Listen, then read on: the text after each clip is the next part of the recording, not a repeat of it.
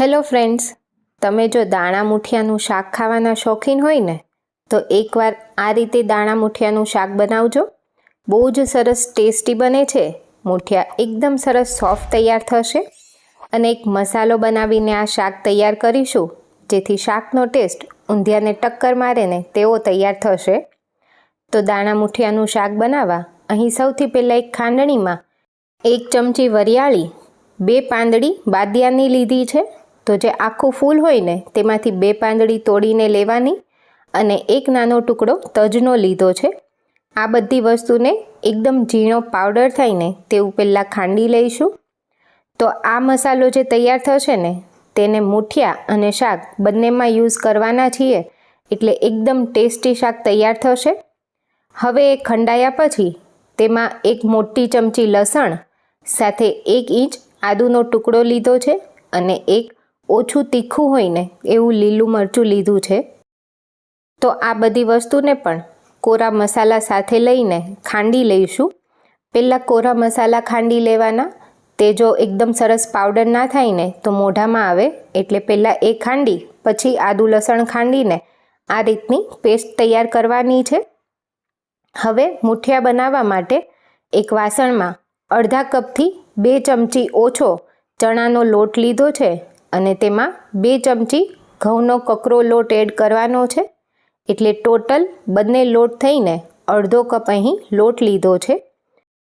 તો મૂઠિયા બનાવતી વખતે થોડો ઘઉંનો લોટ એડ કરીએ ને તો મૂઠિયા ચીકણા નથી થતા. હવે 1 ચમચી તેલનું મોણ નાખીશું જેનાથી મૂઠિયા સરસ અંદરથી સોફ્ટ થશે. સાથે 5 ચમચી હળદર, અડધી ચમચી લાલ મરચું, અડધી ચમચી ધાણા જીરું, સ્વાદ પ્રમાણે મીઠું અને 2 નાની ચમચી ખાંડ લીધી છે. તો અહીં તમને ગળપણ જેવું ગમે એ પ્રમાણે ખાંડ લેવાની છે. સાથે એકદમ ચપટી જેટલો સોડા લીધો છે ખાવાનો અને તૈયાર કરેલો જે મસાલો છે તેમાંથી 1 નાની ચમચી એ મસાલો લઈશું.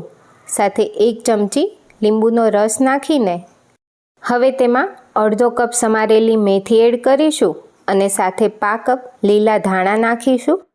તો અહીં જેટલું લોટનું પ્રમાણ છે ને તેના કરતાં વધારે ભાજીનું પ્રમાણ રાખેલું છે. તો આ રીતે મૂઠિયા બનાવો ને તો મૂઠિયાનો ટેસ્ટ એકદમ સરસ આવે અને મૂઠિયા અંદરથી એકદમ સરસ પોચા પણ બનશે. હવે બધી વસ્તુને પહેલાં સરસ મિક્સ કરી લેવાની. એ પછી એકદમ ઓછું પાણી નાખીને લોટ બાંધીશું. ચણાનો લોટ હોય ને એટલે બહુ જ ઓછા પાણીથી લોટ બંધાઈ જશે. તો અહીં મેં માત્ર 2 ચમચી પાણી લીધું છે અને આ રીતનો મૂઠિયાનો લોટ બાંધી લેવાનો છે. તો મૂઠિયાનો લોટ બહુ કઠણ પણ નહીં અને એકદમ ઢીલો પણ નહીં એવો બાંધેલો હોય ને તો મૂઠિયા અંદરથી એકદમ સરસ પોચા બને. હવે લોટ બંધાઈ એ પછી તેમાં થોડું તેલ નાખીશું.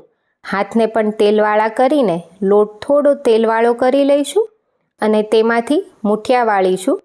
તો અહીં તમને જેવડી સાઈઝ અને જે શેપના ગમે ને એ રીતે બધા મૂઠિયા વાળીને તૈયાર કરવાના છે.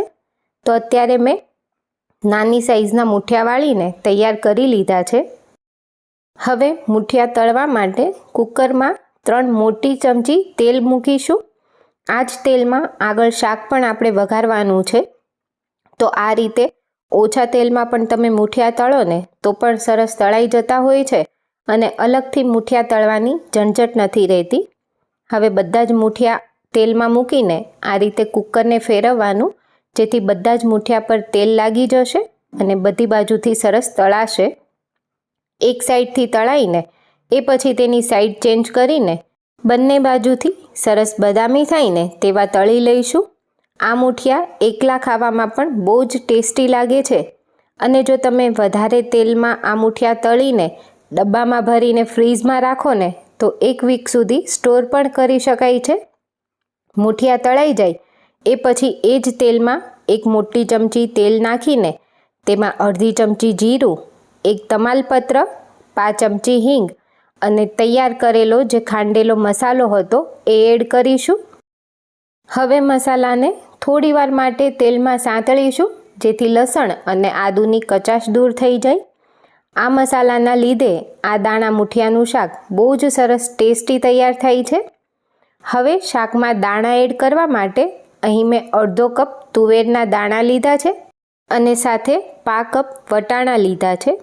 તો અત્યારે મેં આ દાણાનું કોમ્બિનેશન લીધું છે. તમને જે પણ દાણા ગમતા હોય ને, પાપડીના, ચોળીના, કોઈ પણ દાણા તમે આ શાકમાં યુઝ કરી શકો છો. હવે બંને દાણાને એકવાર ધોઈને કુકરમાં એડ કરીશું અને થોડીવાર માટે તેલમાં સાંતળી લઈશું. આ રીતે તેલમાં દાણા સંતળાઈને એટલે એકદમ ઝડપથી ચડી જશે. હવે તેમાં અડધી ચમચી હળદર, 1 ચમચી લાલ મરચું પાવડર, 1 ચમચી ધાણા જીરું પાવડર, સ્વાદ પ્રમાણે મીઠું નાખીને બધા મસાલાને પણ તેલમાં થોડીવાર સાંતળવાના છે, જેથી તેની ફ્લેવર સરસ આવે. એ પછી તેમાં એક મીડિયમ સાઇઝનું ટામેટું આ રીતે ઝીણું સમારીને એડ કરીશું અને મસાલા બળે નહીં ને એ માટે 2 ચમચી જેટલું પાણી એડ કરીને બધી વસ્તુને પ્રોપર મિક્સ કરી ટામેટાં કૂક થાય ત્યાં સુધી 1 થી 2 મિનિટ ખુલ્લું કૂક કરી લેવાનું છે. ટામેટાં ચડી જાય અને શાકમાં આ રીતે તેલ છૂટું પડે ને એ પછી તેમાં 1 ગ્લાસ બીજું પાણી એડ કરી પાણી ઉકળે એટલે તેમાં મૂઠિયા એડ કરીશું. જો શાકમાં તમને મૂઠિયા થોડા કડક પસંદ હોય ને તો શાક ચડી જાય પછી છેલ્લે મૂઠિયા એડ કરવાના. હવે કુકરનું ઢાંકણ ઢાંકી એકદમ ધીમા ગેસ પર 2 વિસલ કરીશું ને એટલે શાક એકદમ સરસ ચડી જશે. હવે આ સમયે ફરી ગેસ ચાલુ કરીને શાકમાં જેટલો રસો ગમે ને એ પ્રમાણે ગરમ પાણી એડ કરવાનું છે. તો અહીં અત્યારે મેં અડધો ગ્લાસ ગરમ પાણી એડ કર્યું છે અને પાણી હંમેશા ગરમ જ લેવાનું, જેથી શાકનો સ્વાદ ના બદલાય.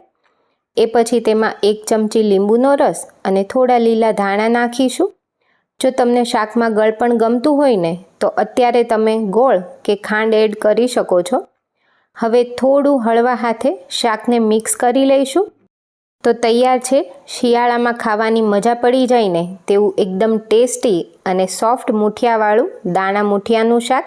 ઘરે બનાવજો અને મને કમેન્ટમાં જણાવજો તમને આજની રેસીપી કેવી લાગી.